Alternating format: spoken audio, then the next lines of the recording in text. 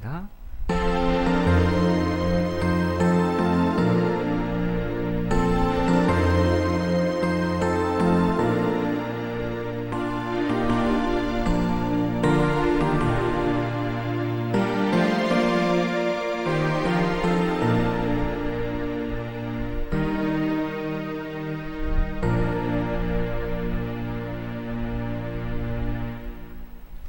은혜와 사랑이 풍성하신 하나님, 오늘도 한량없는 그 사랑, 그 은혜를 헐떡이는 심정으로 사모하는 마음으로 주님 앞에 나왔습니다. 우리가 갈급한 심정으로 주의 은혜를 간구할 때에 이 시간 하나님께서 하늘문을 여시고 당신의 은혜와 사랑을 쏟아부어 주시옵소서. 우리의 중심이 하나님께만 향합니다. 온 마음을 다하여서 하나님께서 기뻐 받으시는 산 제사를 하나님 앞에 올려드리기를 원합니다. 친히 이곳에 임재하여 주셔서 우리의 온 마음으로 드리는, 정성으로 드리는 이 예배를 기뻐 흠양하여 주시옵소서. 예수님으로 간절히 기도합나이다. 아멘. 우리 다 같이 일어나셔서 찬송가 26장을 찬양하시겠습니다.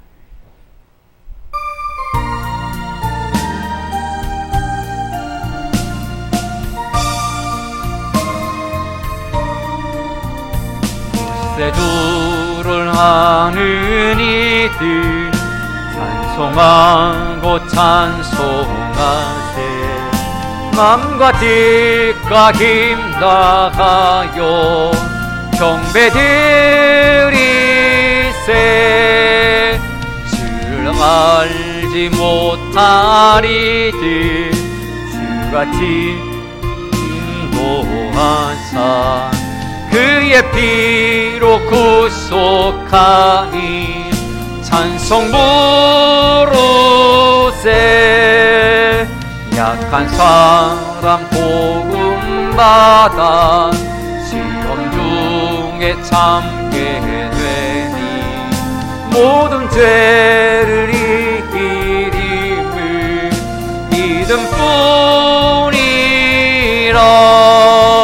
진리 되신 우리 주님 영원토록 변함없네. 성도들아 주를 믿어 길이 섬기세. 아멘. 찬송가 뒤에 있는 교독문 34번을 함께 교독하시겠습니다.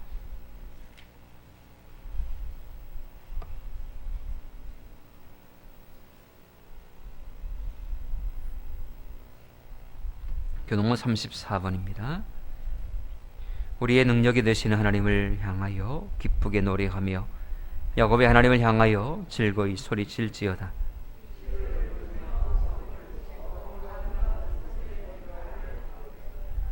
초하루와 보름과 우리의 명절의 나팔을 불지어다. 하나님의 애굽 땅을 치러 나가시던 때에 요셉의 족속 중에 이를 증거로 세우셨도다. 이르시되 내가 그의 어깨에서 짐을 벗기고 내가 고난 중에 부르짖음에 내가 너를 건졌고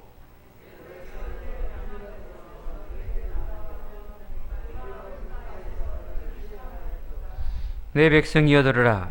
내가 내게 증언하리라. 이스라엘이여 내게 듣기를 원하노라.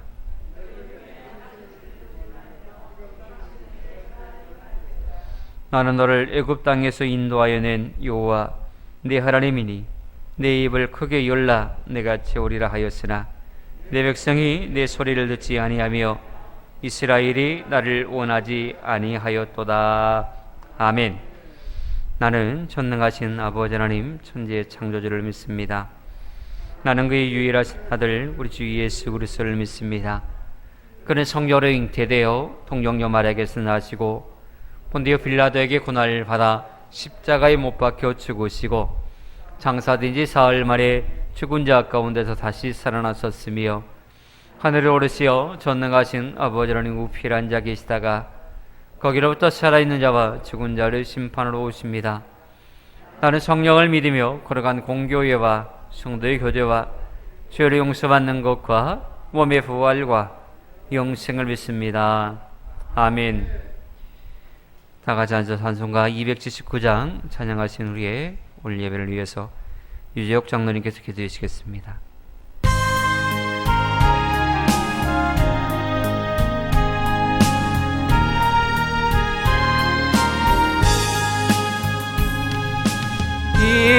인내하신 곳에 주여 내가 비오니 죄인 오라가실 때에 날 부르소서. 주여 주여 내가 피오니 죄인 오라가실 때에 날 부르소서. 자비하신 보좌 앞에 꿇어 엎드려 사복하고 회개하니 믿음 주소서. 주여 주여 내가 피오니 죄인 오라가실 때에 날 부르소서. 주의 공로 의지하여 주께 가오니 상한 마음을 고치시고 구원하소서. 주여 주여 내가 비오니 죄인 오라실 때에 날 부르소서. 만복 근원 예수여 위로 가소서. 우리 주와 같으시니 어디 있을까. 주여 주여 내가 피오니 죄인 오라실 때에 날 부르소서.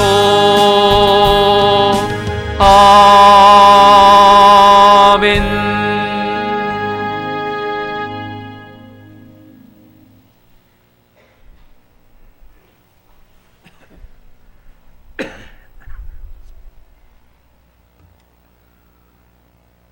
내가 산을 향하여 눈을 들리라. 나의 도움이 어디서 올꼬. 나의 도움이 천지를 지으신 하나님께로서로다.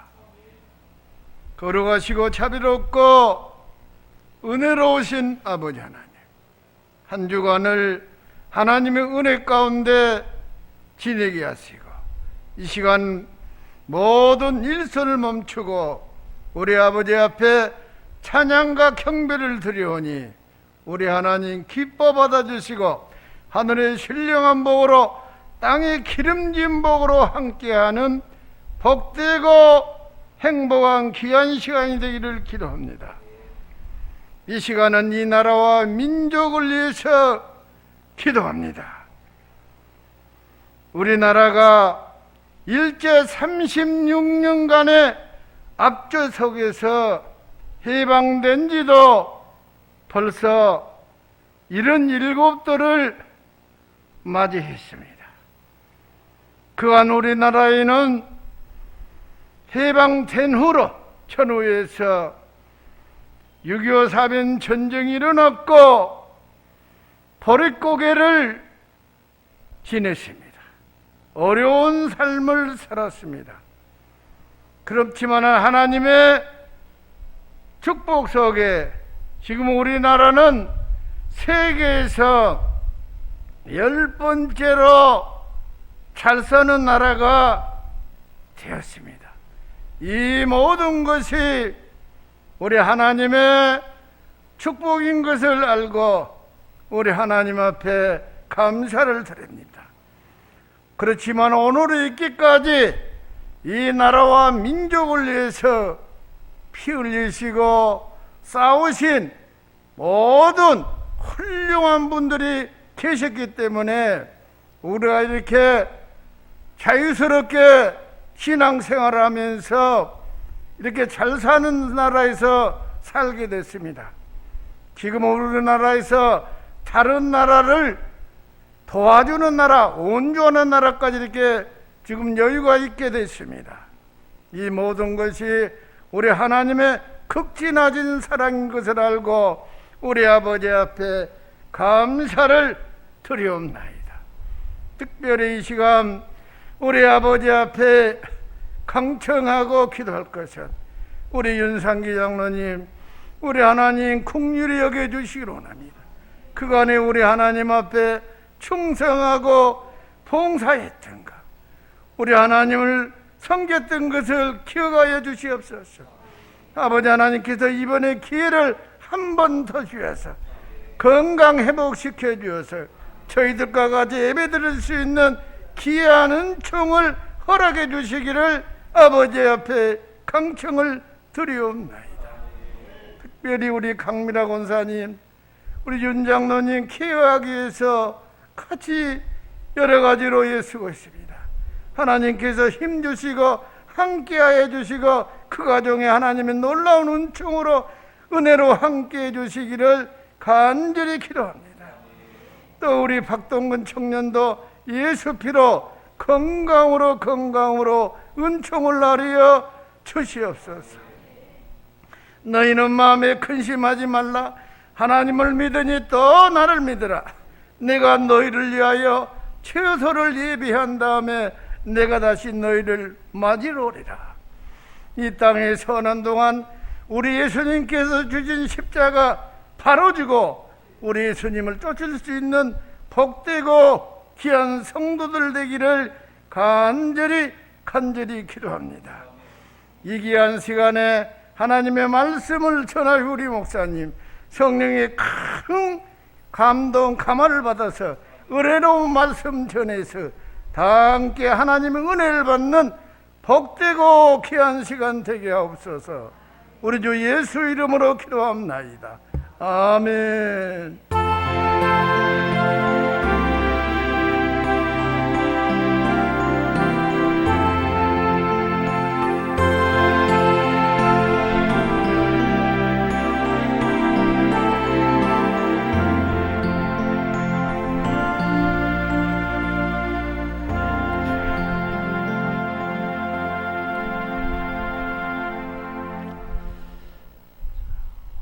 함께 보신 하나님의 말씀은 누가복음 22장 54절부터 62절 말씀까지입니다. 누가복음 22장 54절로 62절 말씀입니다. 읽어드리겠습니다. 예수를 잡아 끌고 대제사장의 집으로 들어갈새 베드로가 멀찍이 따라가니라. 사람들이 뜰 가운데 불을 피우고 함께 앉았는지라. 베드로도 그 가운데에 앉았더니 한 여종이 베드로의 불빛을 향하여 앉은 것을 보고 주목하여 이르되 이 사람도 그와 함께 있었느니라 하니 베드로가 부인하여 이르되 이 여자여 내가 그를 알지 못하노라 하더라. 조금 후에 다른 사람이 보고 이르되 너도 그 도당이라 하거늘 베드로가 이르되 이 사람아 나는 아니로라 하더라. 한 시간쯤 있다가 또 한 사람이 장담하여 이르되 이는 갈릴리 사람이니 참으로 그와 함께 있었느니라. 베드로가 이르되 이 사람아 나는 내가 하는 말을 알지 못하노라 하고 아직 말하고 있을 때에 닭이 곧 울더라. 주께서 돌이켜 베드로를 보시니 베드로가 주의 말씀 곧 오늘 닭 울기 전에 내가 3번 나를 부인하리라 하심이 생각나서 밖에 나가서 심히 통곡하니라. 아멘. 얼마 전에 은퇴하신 원로 목사님을 만나뵌 적이 있었는데 그분이 여러 말씀을 하셨는데 이 말씀을 하시더라고요. 박 목사, 사람을 너무 믿지 말어 라고 말입니다. 그분이 그런 말씀을 한 것은 인간이란 어떤 존재인가를 경험을 토대로 알았기 때문에 그런 말씀을 하신 것 같아요. 그 말을 들으니 조금 씁쓸한 생각이 들더라고요. 사실 성경에서도 이런 말씀이 있어요. 도울 힘이 없는 인생을 의지하지 말라라고 그렇게 말씀을 해요. 실상 사람은 아무도 완전히 믿을 만한 사람이 없는 것이 사실입니다. 그러기에 사람은 신뢰의 대상, 믿음의 대상이 아니라 그저 사랑하고 섬기는 대상이다라고 하는 것입니다.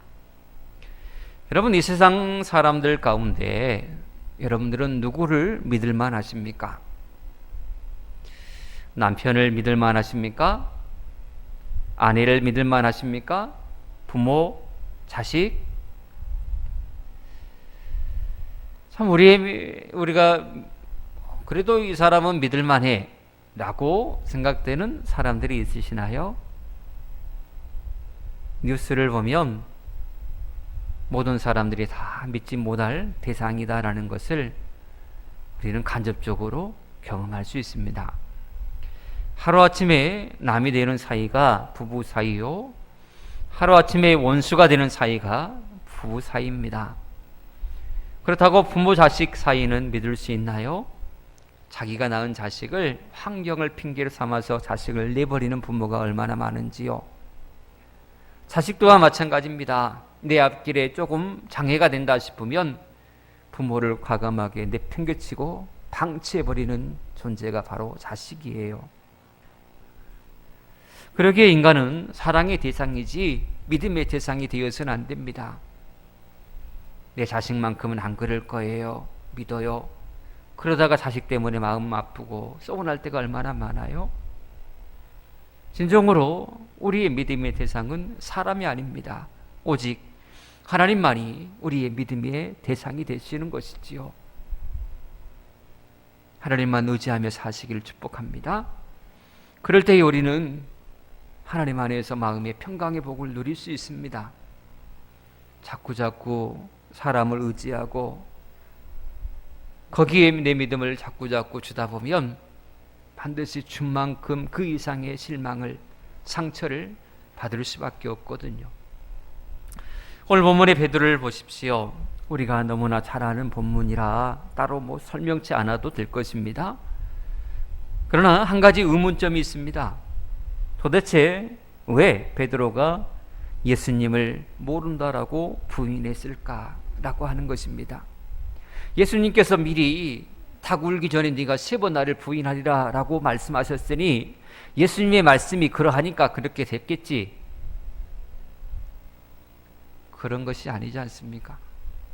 베드로가 실패한 예수님을 모른다라고 부인한 거기에는 뭔가가 이유가 있지 않겠습니까? 베드로가 사실 누군데요? 그는 예수님과 3년 동안 동고동락했던 예수님의 수제자입니다. 예수님께서 무리를 걸어오실 때에 예수님께 말씀을 드려서 무리를 걸었던 최초의 인간입니다. 예수님께서 죽은 자를 살리실 때에 바로 옆에서 눈으로 목격했던 인물입니다. 그런데 어찌다가 그가 이렇게 변해버린 것일까요? 어쩌다가 이렇게 저 밑바닥으로 곤두박질 쳐버린 것일까요? 주는 그리스도시요 살아계신 하나님의 아들이십니다 라고 그렇게 믿음으로 고백했던 이 위대한 베드로가 더욱이 자신의 입으로 분명히 예수님을 절대로 부인하지 않겠습니다, 심지어 죽은 자리까지 내가 주님을 따라가겠습니다 라고 호언장담했던 이 베드로가 어쩌다가 이렇게 실패자가 되고 말았는가라고 하는 것입니다. 그가 그럴 수밖에 없었던 몇 가지 원인이 있습니다. 베드로의 실패의 원인을 오늘 이 시간 다시금 살펴보면서 여러분들의 인생만큼은 실패가 없는 인생이요, 또 후회함이 없는 인생이 되어지기를 주는 간절히 축복합니다. 먼저 베드로가 넘어질 수밖에 없었던 첫 번째 이유가 있습니다. 그건 죽음에 대한 두려움 때문이었습니다. 베드로는 겟세마네 동산에서 예수님이 잡혀가실 때에 용기 있게 칼을 빼서 대제사장 하인의 귀를 잘라버리는 그런 용감함을 보여줬습니다. 그러나 그것도 잠시 상황이 급박하게 돌아가자 그는 예수님을 내팽개치고 도망가 버립니다. 방금 전까지 목숨까지 내걸고 다 맞서 싸울 그런 기세였던 베드로가 순식간에 상황의 급변함을 보고서 도망자가 되어버립니다. 그리고서 멀리서 예수님의 뒤를 따라갔습니다. 그의 마음속에는 여전히 예수님을 따르고 있지만 여전히 마음속에 두려움이 가득했어요. 그 두려움은 어떤 두려움이었느냐? 자기도 예수님처럼 고난당할까 봐 두려웠습니다. 주님을 따르는 사람이 주님처럼 고난을 당할까 봐 두려웠던다. 그러니 실패할 수밖에 없는 것이지요. 우리는 주님의 뒤를 따르는, 주님의 십자가 뒤를 따르는 주님의 제자들입니다. 우리의 마음속에는 이런 두려움이 분명히 있습니다. 그러나 제자는 그 두려움을 이겨내고 끝까지 주님의 뒤를 바짝 뒤쫓는 사람이 진정한 제자입니다. 내 편의에 따라서, 내 상황에 따라서 가깝게 쫓았다가 멀리 했다가 이런 변덕스러운 모습은 결코 참다운 제자의 모습이 아니라 할 것입니다. 베드로에게는 이 고난당함이 두려움이었습니다. 그리고 더욱이 겟세마네 동산에서 칼을 휘둘려 대제사장의 종의 귀를 잘랐던 폭력 사건을 저지른 장본인이 누구냐? 베드로입니다. 일종의 오늘날로 얘기하면 살인 미수를 저지른 것입니다. 그런데 지금 베드로가 서 있는 이 장소가 어디입니까? 불을 쬐고 있는 이 장소가 어디예요? 대제사장의 집이에요. 그 피해자가 있는 그 집에 본인이 그곳에 서 있으니 얼마나 두려웠겠습니까? 벌벌 떨었죠. 혹시나 나를 알아보는 사람이 있으면 어떠하나. 그런 두려움이 베드로의 속에 있었어요. 더욱이 베드로는 어디 사람입니까? 갈릴리 사람입니다. 그러기에 금방 표시가 납니다. 말 한마디 하면, 행동 하나 하면 금방 표시날 수밖에 없었습니다. 그래서 아이고 누가 나를 알아볼까봐, 표시날까봐 두려웠어요. 사실 갈릴리 사람이라고 한다면 그 당시에 변두리의 사람, 지방 사람이에요. 오늘날 얘기하면 각 지방마다 방언들이 있지 않습니까? 근데 그렇게 지방에 살던 사람이 서울로 가서 서울 사람인 척 하는 것입니다. 경상도 사람들은 쌀, 이 소리가 잘 안 된다고 그래요.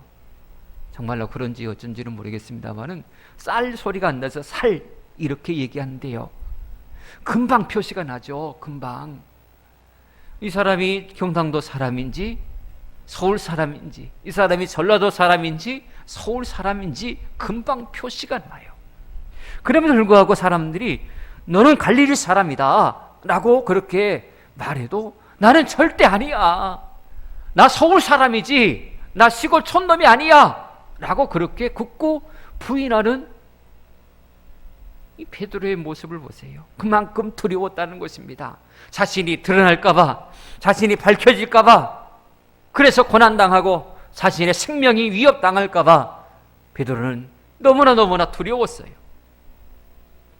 사실 이 두려움은 누구에게나 다 있을 것입니다.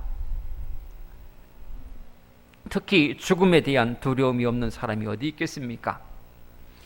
그런데 그런 베드로가 사도행전 4장에 보면 놀랍도록 달라진 모습을 보입니다.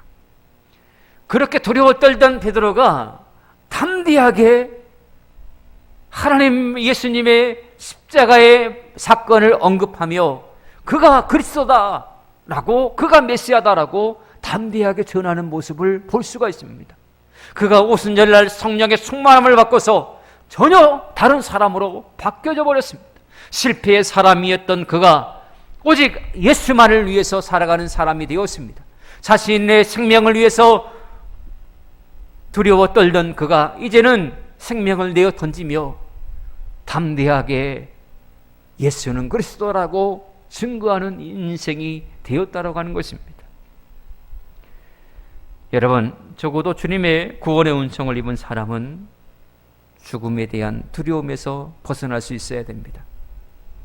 우리는 이 땅에서 살고 있지만 이 땅은 우리의 본향집이 아닙니다. 우리는 나그네 인생을 살고 있습니다. 장차 우리가 가야 될 본향집은 아버지의 나라, 저 영원한 하나님의 나라, 천국입니다. 이 땅에서 생을 마감하면 반드시 우리는 아버지 품에 안겨 저 영원한 천국에서 영생 복락을 누리게 될 줄 믿습니다. 그러므로 이 땅에서 오래 살려고 그렇게 발버둥 칠 필요 없습니다. 부르시면 천국 가면 되는 것 아니겠습니까? 그토록 우리가 가고자 소망하는 저 영원한 하나님의 나라 천국, 그곳에 가는 일이니 그것을 두려워할 필요가 없다라고 하는 것입니다. 이게 진짜 믿음의 사람, 진짜 천국의 소망을 두고 살아가는 사람의 모습인 것이죠. 안 죽으려고 바득바득, 이런 사람들은 제가 목회하면서 임종을 많이 봤는데요, 진짜 예수 믿는 사람이 아니에요. 진짜 천국의 소망을 두고 사는 사람이 아니에요. 이 땅에 미련이 많이 남고 이 땅에 소망을 두고 사는 사람은 어떻게든 아득바득 마지막 순간에 그러고 있더라고요. 여러분, 우리는 주님 안에서 이 두려움을 이겨낼 수 있어야 됩니다. 담대할 수 있어야 돼요. 하나님의 전능하신 능력을 믿는다면 무엇이 두렵겠습니까? 환난이나 핍박이나 그 어떤 것도 우리를 무너뜨릴 수 없습니다. 죽음까지도 우리와 하나님의 사이를 갈라놓을 수 없거든요. 우리가 하나님에 대한 소망, 하나님에 대한 믿음, 이 믿음을 가지고 있다면 잠시 손해본들 어떠하겠습니까? 잠시 내가 핍박을 당한들 어떠하겠습니까? 괜찮습니다. 하나님의 나라에 가면 그 누구보다도 더 큰 상급을 주신답니다. 의를 위하여 핍박을 받는 자, 아버지의 이름을 위해서 핍박을 받는 자, 아버지를 위해서 헌신하고 수고한 자, 우리 하나님께서 기뻐하라, 하늘에서 너희의 상이 큼이라 라고 말씀해 주셨습니다. 저 영원한 하나님의 나라를 소망하며 사시기를 축복합니다. 아버지 하나님만을 의지하며 사시기를 축복합니다. 그럴 때에 우리는 두려움을 이겨낼 수가 있습니다. 다윗은 이 사실을 너무나 잘 알고 있었습니다. 그래서 시편 23편 4절에서 이렇게 그는 고백하고 있어요. 우리 같이 읽어보겠습니다. 내가 사망의 음침한 골짜기로 다닐지라도 해를 두려워하지 않을 것은 주께서 나와 함께 하심이라. 주의 지팡이와 막대기가 나를 안위하시나이다. 할렐루야. 주께서 나와 함께 하시기 때문에, 주의 지팡이와 막대기로 나를 안위하시기 때문에 나는 결코 두려워하지 않는다. 내가 서 있는 그곳이 비록 사망의 음침한 골짜기, 내 목숨이 왔다 갔다 하는 그런 순간, 앞이 보이지 않는 캄캄한 어둠이라 할지라도 나는 결코 거기에서 나는 두려워하지 않는다. 여전히 하나님은 내 눈에 보이지 않지만 내 곁에 계시고, 여전히 하나님의 손길은 내게 향하여 있으며 모든 대적들을 물리쳐 주시는 방패와 산성이 되어 있기 때문에 나는 어떤 상황에서도 결코 흔들리지 아니하고 두려워하지 않는다라고 다윗은 고백하고 있는 것입니다. 그렇습니다. 하나님께서 나와 함께 하심을 믿는 사람은 죽음도 두려워하지 않습니다. 왜냐하면 하나님께서 능력으로 나를 붙잡고 계시고 하나님의 보호하심이 내게 임하고 있기 때문에 그렇습니다. 하나님의 사랑하심과 하나님의 손길은 여전히 나와 함께하고 계시기 때문에 세상에 어떤 것들이 우리를 위협해 온다 할지라도 우리는 두려워할 이유가 없습니다. 하나님께서 반드시 역전시켜 주실 줄 믿습니다. 이런 믿음으로 모든 시험에서 승리하는 여러분 모두가 되어주기를 주는 간절히 축복합니다. 두 번째로 베드로가 넘어질 수밖에 없었던 이유가 있습니다. 그것은 기도해야 될 때 기도하지 않았기 때문입니다. 굉장히 중요합니다. 기도 그거 안 해도 나는 예수님을 믿으니까 하나님의 자녀 아니야. 하나님의 자녀니까 하나님께서 붙잡아 주시고 책임져 주시겠지. 혹시나 그렇게 생각하시는 분들이 계십니까? 하나님의 자녀니까 하나님 당신의 자녀를 한 번도 싫어 버리지 아니하시는 택한 백성은 언제나 당신께서 눈여겨보시고 책임져 주신 하나님이시니까 나 예수님을 믿잖아요. 하나님의 자녀니까 하나님께서 다 앞길의 모든 것을 다 제거해 주시고 형통케 해주시고 하나님께서 복 주시겠지. 잘 되게 해주시겠지. 혹시나 그런 생각 가지고 계신 분들이 계십니까? 하나님께서 우리에게 주신 특별 은총 중에 하나가 있습니다. 그게 바로 기도의 특권입니다. 그러기에 기도의 특권을 잘 활용하는 사람이 진짜 복 있는 사람입니다. 여러분, 하나님께서 우리에게 축복의 밧줄을 주셨잖아요.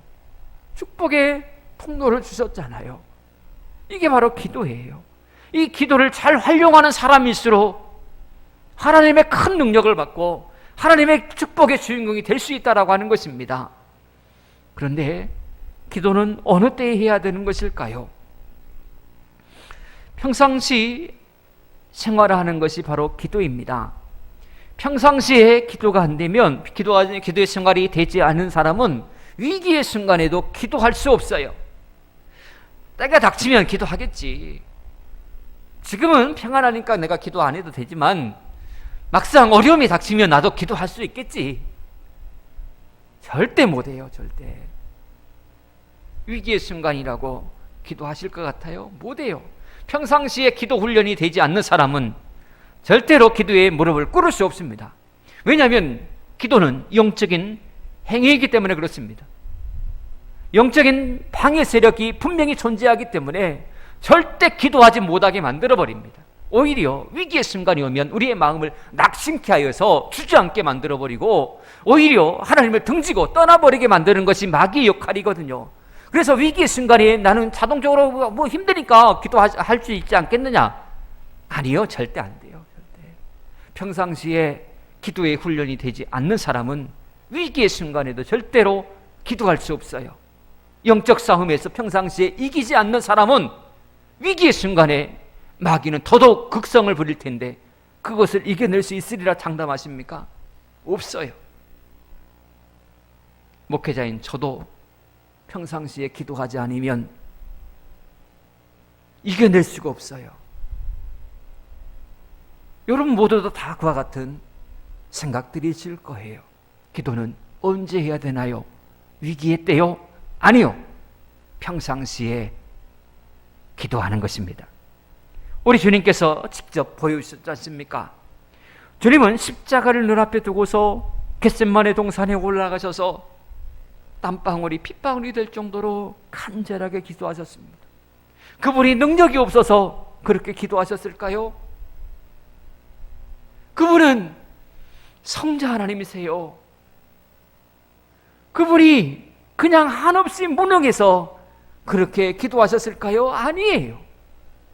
그분은 끊임없이 완벽한 육체로 이 땅에 오셔서 끊임없이 하나님의 도우심을 구하고 끊임없이 영적 싸움을 계속적으로 싸워가신 것입니다.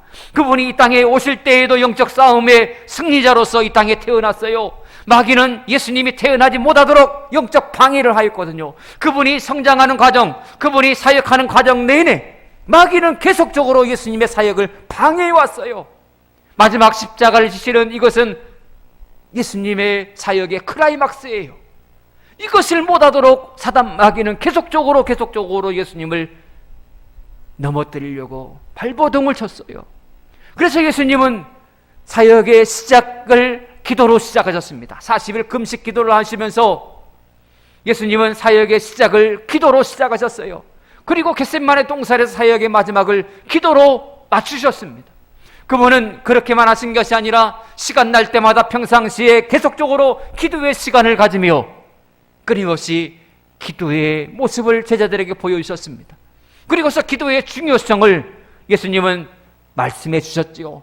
그때 당시에는 제자들은 기도가 무엇인지, 왜 기도해야 되는지, 기도의 중요성에 대해서 잘 알지 못했어요. 예수님은 마가복음 9장 29절에서 보면 기도 외에 다른 곳으로는 이런 종류가 나갈 수 없다라고 말씀하시며 친히 기도의 중요성을 알려주셨는데 제자들은 그 의미를 몰랐어요. 왜 몰랐을까? 왜? 친히 그렇게 보여주시며 가르치시며 제자들에게 친절하게 그렇게 떠서 입에다가 넣어줄 정도로 그렇게 해주셨음에도 불구하고 제자들은 그 의미를 몰랐어요. 왜 그랬느냐 하면 영적으로 무뎌 있었기 때문입니다. 영적 감각이 둔해져 있었기 때문에 그렇습니다. 기도하지 아니하면 영적 감각이 둔해져요.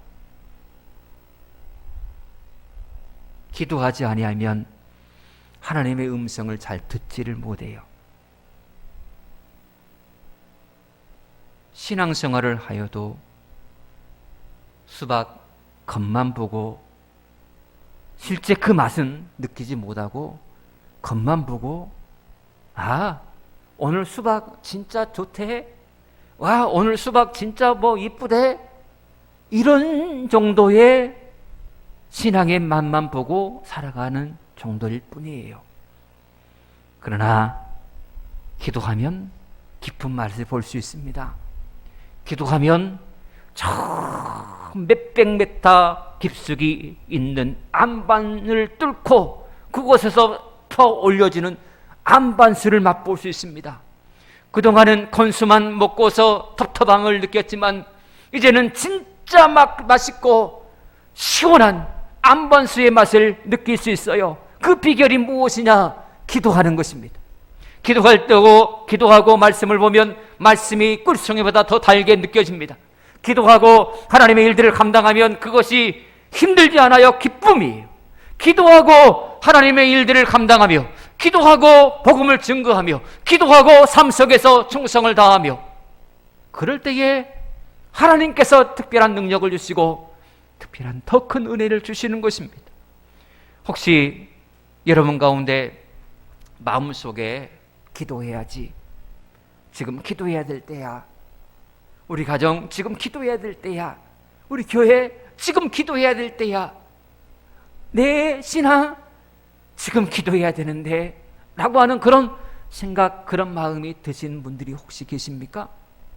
그러시다면 즉각 기도하시기를 축복합니다. 즉각 무릎을 꿇으시기를 축복합니다. 왜냐하면 그 생각, 그 느낌은 누가 주는 것입니까? 우리 성령님께서 주시는 것이기 때문입니다. 성령님은 우리에게 하나님께로 자꾸 향하도록 우리를 인도하시는 분이십니다. 영분별을 그렇게 하시면 돼요. 하나님께로 나를 하여금 가까이 가게 하느냐, 멀어지게 하느냐. 마귀는 멀어지게 만들어요. 그러나 성령님은 자꾸 하나님께 가까이 나가게 하십니다. 우리의 마음속에 기도해야지, 지금 기도해야 될 때인데 라고 하는 그런 마음은 성령께서 주신 생각이에요. 왜 성령께서 그렇게 강하게 기도에 대해서 요청하시는 것일까요? 우리의 형편과 처지를 가장 잘 알고 계시는 그분께서 우리 앞에 다가올 위기, 문제, 어려움, 그것을 미리 아시고 기도로 대비하라라고 말씀하시는 것입니다. 우리 예수님께서도 제자들에게 시험에 들지 않게 깨어있어 기도하라라고 말씀하셨지 않습니까? 동일한 맥락입니다. 성령께서 주신 영적 감각을 소멸하지 마십시오. 우리 성령님께서는 우리를 너무나 사랑하셔서 앞으로 당할 일들을 미리 아시고 우리로 하여금 기도하며 대비하게 하시는 것입니다. 기도 생활은 언제 해야 된다고 말씀드렸습니까? 평상시에 하는 것이라고 말씀드렸어요. 그런데 우리 주님께서 기도를 말씀하실 때마다 꼭 곁들여 말씀하시는 것이 있습니다. 그건 뭐냐면 기도라는 단어는 항상 뒤따라오는 단어가 있는데 그게 바로 힘쓰라라는 단어입니다. 힘쓰라. 간절히라는 단어도 많이 활용이 되는데 동일한 의미입니다. 간절히라고 하는 것과 힘쓰다라고 하는 것은 동일한 맥락이에요. 기도는 어떻게 하는 것이냐? 힘써서 하는 것입니다. 간절히 하는 것입니다. 이게 기도입니다. 기도는 그냥 때가 되면 되는 것이 아니라 힘써야 됩니다. 평상시 무시로 성령 안에서 기도하는 훈련이 필요합니다. 계속적으로 힘써 훈련해야 기도가 되는 것입니다. 어떤 일은 죽어도 안 된다라고 말해요. 근데 우리가 기도하기 가장 좋은 시간이 어느 때이나 새벽 시간이에요. 새벽 시간만큼 기도하기 좋은 시간이 없어요. 근데 어떤 이들은 그때는 나는 죽어도 못해 라고 그렇게 말하시는 분이 계세요. 그렇게 또한 합리화를 시켜요. 그래서 새벽 제단을 한 번도 못 쌓아보신 분도 계세요. 그런데요, 가만히 들여다보세요. 저는 참 이 말을 해주고 싶은 생각이 많이 들 때가 있어요. 새벽 제단을 못 쌓으신 분들 보면 늦게까지 TV 시청을 하세요. 연속곡.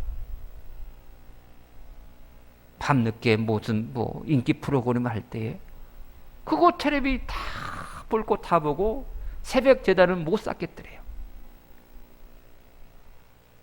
과연 그것이 옳은 말인가? 그래서 성경은 힘쓰라라는 단어를 꼭 붙입니다. 내 생활의 패턴을 힘써서 바꾸지 아니하면 절대로 새벽 제단을 쌓을 수가 없습니다. 내 할 것 다 하고 밤늦게까지 그렇게 하면서 새벽 제단을 어떻게 쌓아요? 못 쌓아요. 그래서 한두 시간 더 일찍 주무시고 새벽에 일어나셔서 새벽 제단을 쌓으시고, 이것이 평상시에 기도 훈련하는 아름다운 성도의 모습인 것이죠. 또 어떤 일은 시간이 없다고 그래요. 밤낮 바쁘게 일하다 보니까 시간이 없대요. 그것 또한 어떤 때는 핑계일 수 있습니다. 그런 사람은 기도나 예배가 다른 것보다 덜 중요하다라는 말밖에 안 되는 것입니다. 하나님과의 만남, 이것이 결혼식이나 잔치집에 참여하는 것보다 덜 중요하다라는 것을 스스로 시인하는 것과 동일합니다. 바빠서 시간 없다 라고 말하는 그 소리를 과연 하나님은 어떻게 들으실까요? 여러분, 우리의 인생에는 하나님의 도우심이 반드시 필요합니다. 그 도우심을 받는 비결이 무엇입니까? 기도입니다. 기도는 우리가 하나님의 도우심을 받는 비결이요, 시험에 넘어지지 않는 능력입니다. 기도는 나중에 하는 것이 아니라 지금 하는 것입니다. 베드로가 넘어진 이유, 그 두 번째 이유가 기도하지 않았기 때문이다라는 사실을 기억하시고 오늘 이 시간부터라도 기도에 무릎을 꿇는 여러분 모두가 되어지기를 축복합니다. 그리고 마지막으로 베드로가 넘어진 이유, 자신의 연약함을 깨닫지 못했기 때문입니다. 베드로는 심히 교만했습니다. 심히도. 정작 본인은 한없이 나약한 존재라는 사실을 베드로는 까마득히 모르고 살았습니다. 자신처럼 잘난 사람이었고, 자신은 한번 마음먹으면 그대로 이루고 만다라고 하는 그런 교만함이, 자신은 그런 능력이 있다라고 하는 그런 교만함이 베드로에게 있었어요. 어느 누가 자신의 인생에 대해서 자신을 만만할 사람이 어디 있겠습니까? 우리 성경은 상한 갈대와 같다, 꺼져가는 심지와 같다, 지렁이다, 벌레다 라고까지 그렇게 말씀을 해요. 우리의 존재가 그만큼 연약하고 그만큼 나약한 존재다라고 하는 것입니다. 그러나 얼마나 많은 사람들이 그 말에 대해서 동의하지 않는지 몰라요.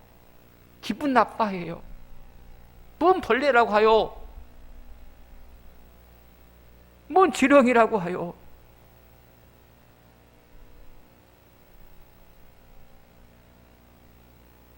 그러나 우리는 아무것도 아닌 존재에 불과해요.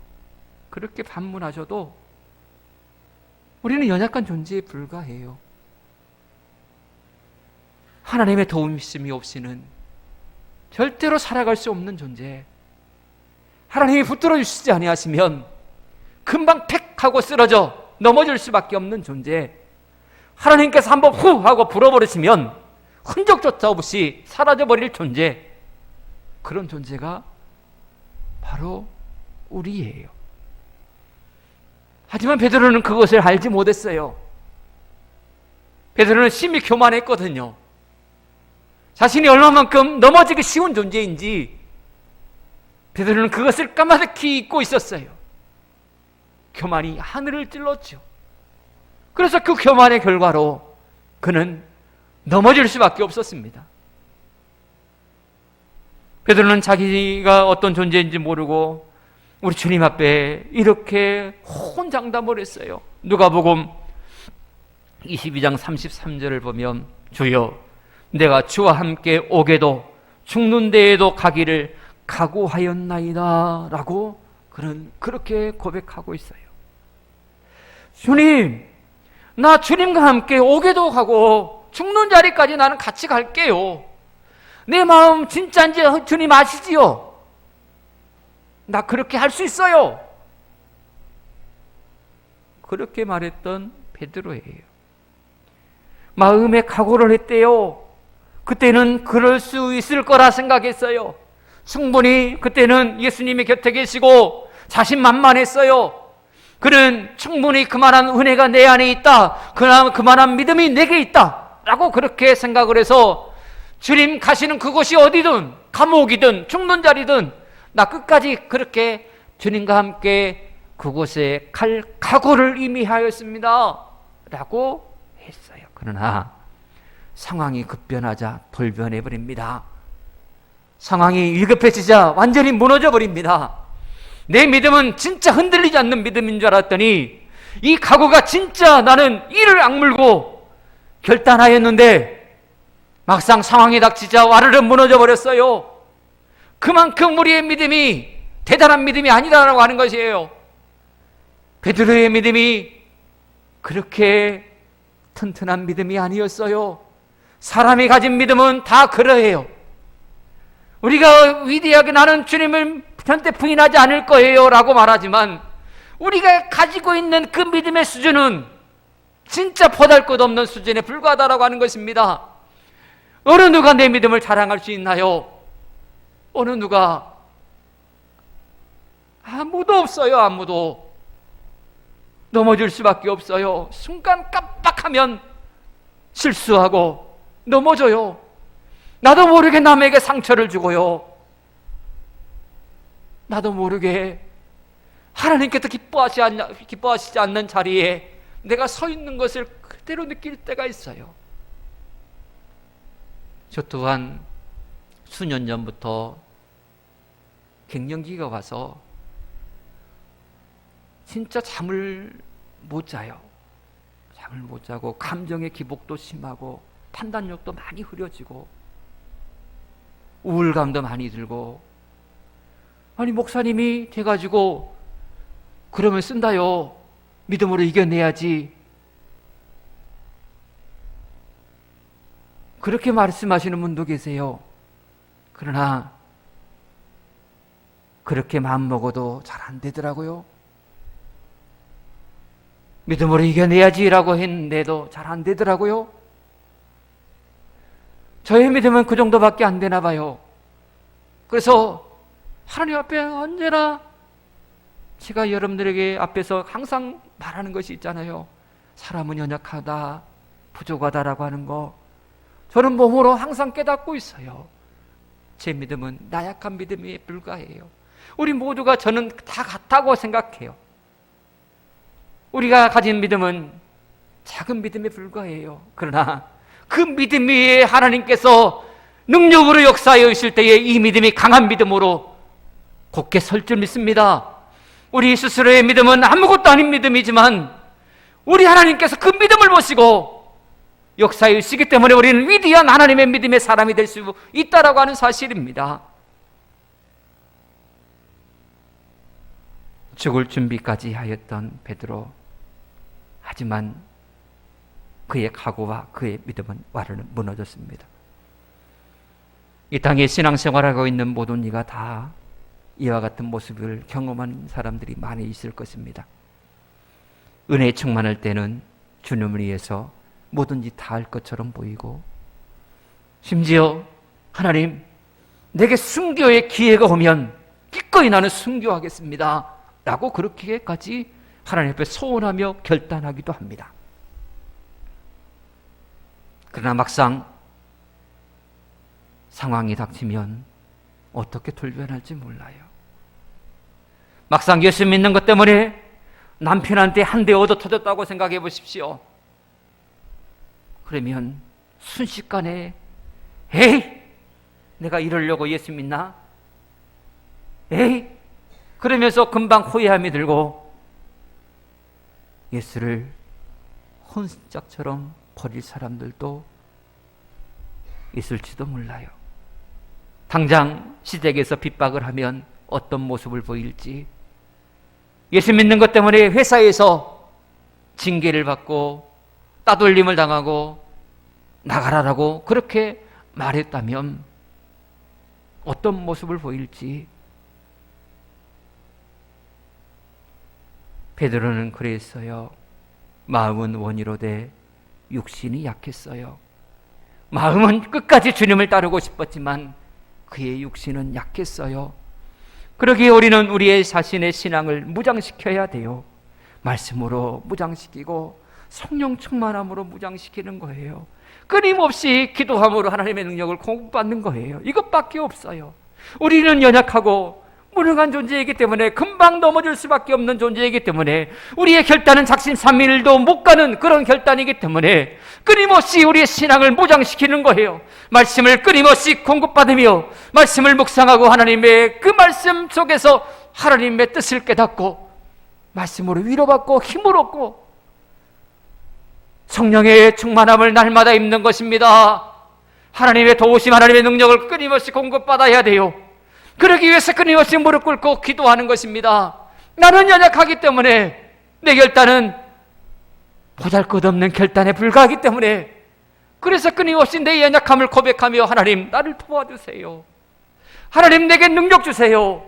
하나님 내 작은 믿음에 당신의 능력을 부어주셔서 결코 흔들리지 아니하고 이 결단이 끝까지 주님께 열매로 맺어질 수 있도록 하나님 내 기도에 능력 부어주세요. 그렇게 기도하며 나가는 것 아니겠습니까? 우리 앞에 언젠가는 대대적인 환난과 핍박이 닥칠 것이에요. 그때 내가 어떤 존재인지 모르면 넘어질 수밖에 없어요. 우리가 어떤 존재, 연약한 존재, 상한 갈대요 꺼져가는 심지와 같은 존재라는 사실을 언제나 마음에 새기며 사시기를 축복합니다. 그렇기 때문에 주님을 철저하게 의지하며 나를 성장시켜 가는 거예요. 나는 그만큼 연약한 사람이기 때문에 끝까지 하나님만을 의지하고 하나님의 도우심을 간구하며 사는 거예요. 이게 진짜 참다운 성도의 모습이요 지혜로운 사람의 모습이다라고 하는 것입니다. 우리 어렸을 때부터 자주 들었던 이와 중에 하나가 이거잖아요. 어린아이가 삽으로, 어른이 삽으로 파면 하루 종일 파봐야 얼마 파지 못하지만 굴삭기로 몇 번 그 손으로 굴삭기로 긁어버리면 금방 큰 일도 하게 된다. 어린아이가 사탕을 한 손으로 쥐면 얼마 못 쥐지만 어른이 한 손으로 쥐면 엄청 많이 쥔다. 그래서 하나님과 우리의 그런 능력을 비교하며 그렇게 하는 그런 얘기들을 들어보신 적이 있으실 거예요. 우리는 아무것도 아닌 존재이지만 하나님은 위대하신 분이십니다. 우리는 무능한 사람이지만 하나님은 능력이 한량없으신 분이십니다. 우리는 감정에 치우쳐서 판단을 잘 하지 못하지만 하나님은, 신실하신 하나님은 언제나 우리에게 유리한 판단을 하시고 우리를 사랑하시고 우리를 축복하시는 하나님이십니다. 베드로는 자기가 얼마나 연약한 존재인지 모르고 기도해야 될 때 기도하지 않다가 결국 주님을 모른다라고 저주하며 부인하는 결과를 처리할 수밖에 없었습니다. 여러분, 하지만 우리 주님은 어떤 주님이십니까? 그럼에도 불구하고 부활하셔서 베드로를 찾아오셔서 그를 위로해 주시고 그를 격려해 주시고 그의 마음에 난 상처를 싸매 주시며 다시금 새로운 사명을 그에게 부여하여 주셨습니다. 우리 주님의 위대한 사랑, 또 우리 주님의 그 격려하심, 바로 그 은혜가 여러분들에게도 임하게 되기를 축복합니다. 믿음의 주여, 온전케 하시는 이인 예수만 의지하고 승리하는 여러분들의 남은 생애가 되어지기를 주는 간절히 축복합니다. 기도하겠습니다. 하나님 감사합니다. 우리를 사랑하시되 끝까지 사랑하시는 우리 아버지 하나님의 귀하신 사랑으로 인하여서 우리가 끊임없이 감격하며 감동하며 하나님께서 기뻐하시는 일들을 감당하며 살게 하여 주시옵소서. 베드로의 실패의 모습을 우리가 교훈 삼아서 끝까지 하나님을 믿는 그 믿음으로 죽음을 이겨내게 하시고 또 기도함을 통하여서 하나님께서 주시는 그 능력으로 하나님의 일들을 끝까지 감당하는 우리 모두가 되게 하여 주시옵소서. 예수님으로 간절히 기도합나이다. 아멘.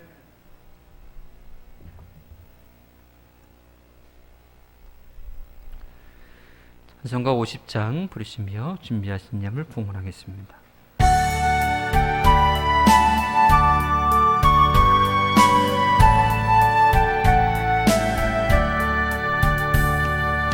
내게 있는 모든 것을 아낌없이 드리네. 사랑하고 의지하며 주만 따라 살리라. 주께 드리네, 주께 드리네. 사랑하는 구주 앞에 모두 드리네. 내게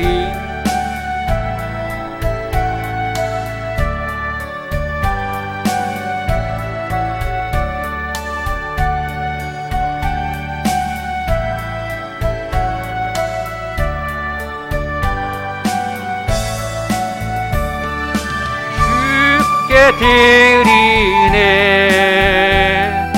주께 드리네. 사랑하는 구주 앞에 모두 드리네. 내게 있는 몫을 주를 위해 드리네. 주의 주의 성령 충만하게 내게 내려 주소서. 주께 드리네, 주께 드리네.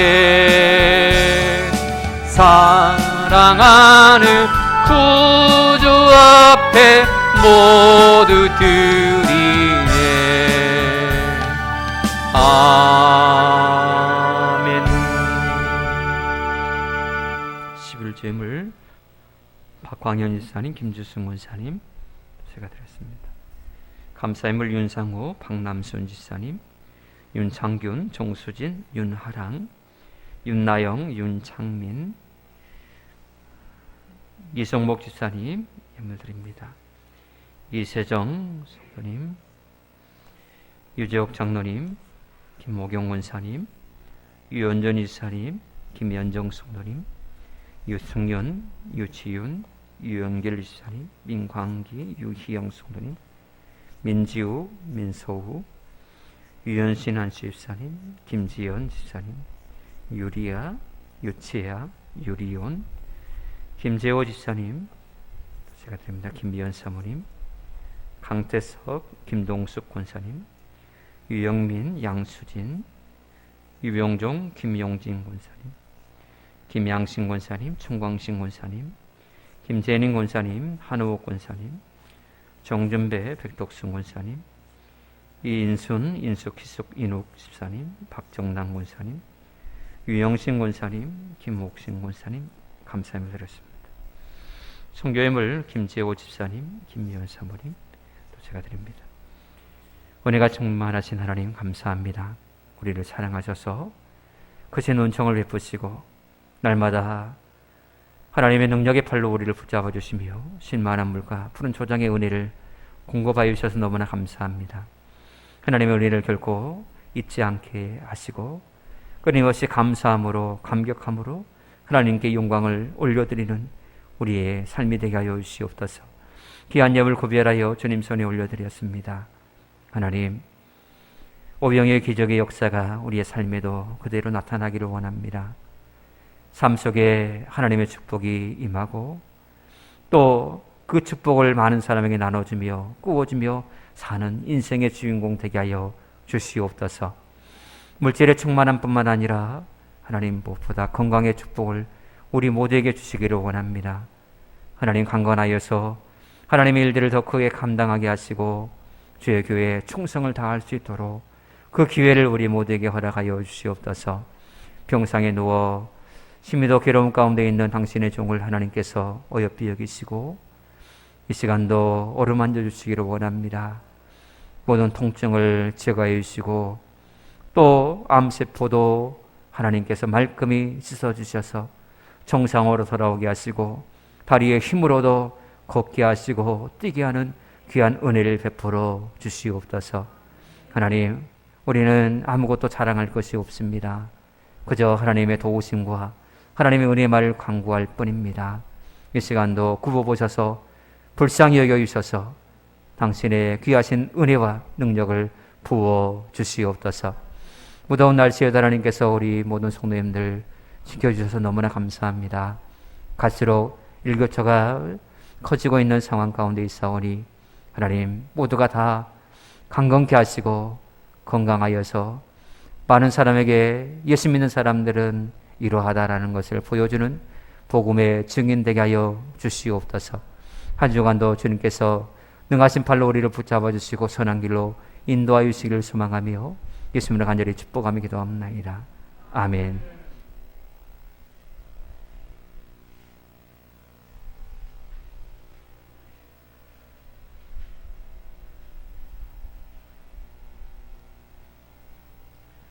우리 옆 사람과 서로 인사를 나눕시다. 사랑하고 축복합니다. 받은 은혜를 사용하면서 합시다. 질병으로 고생하는 분들을 돌아보고 중보 기도를 부탁드립니다. 특별히 우리 윤상희 장로님 위해서 계속해서 우리가 하루에 몇 번이든지 시간 나면은 위해서 기도해 주시길 바랍니다. 이상입니다.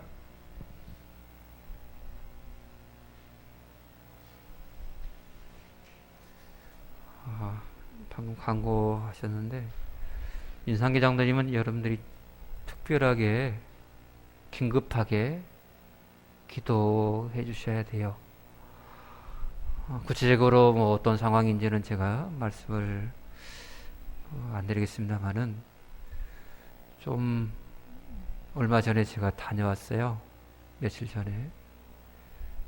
여러분들의 기도가 좀 많이 필요합니다.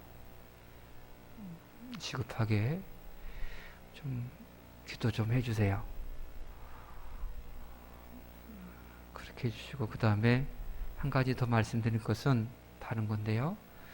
헌금 봉투에 여러분들 이름을 적으시잖아요. 뒤에 꼭 직분 좀 적어주세요. 직분을 적는 것은 당연한 것입니다. 당연한 거. 직분을 반드시 적어주세요. 아시겠죠? 꼭 좀 부탁드릴게요. 우리 다 같이 일어나서 찬송가 1장을 부르신 후에 축도를 마치겠습니다.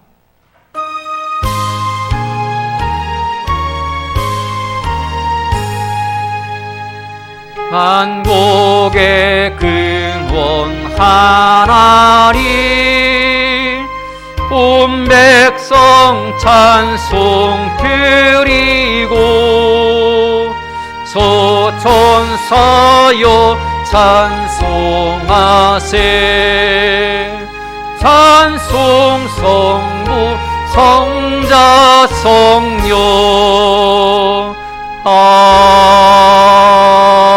아멘. 이제는 우리 구주 예수 그리스도의 귀하신 은혜와 하나님 아버지의 크고 무한하신 사랑하심과 성령님의 감화감동 위로교통 충만하심의 역사가 후회하며 없는 인생, 성공적인 인생을 살기를 소망하는 우리 모든 성도님들 머리 위에와 성도님들의 가정과 자녀들과 또 경영하는 모든 생업 터전들 위에 주의 빚값을 세움없는 교회와 이 해남 땅에 속한 모든 주민들 머리 위에 이제부터 영원토록 함께 계시를 지어다. 아멘.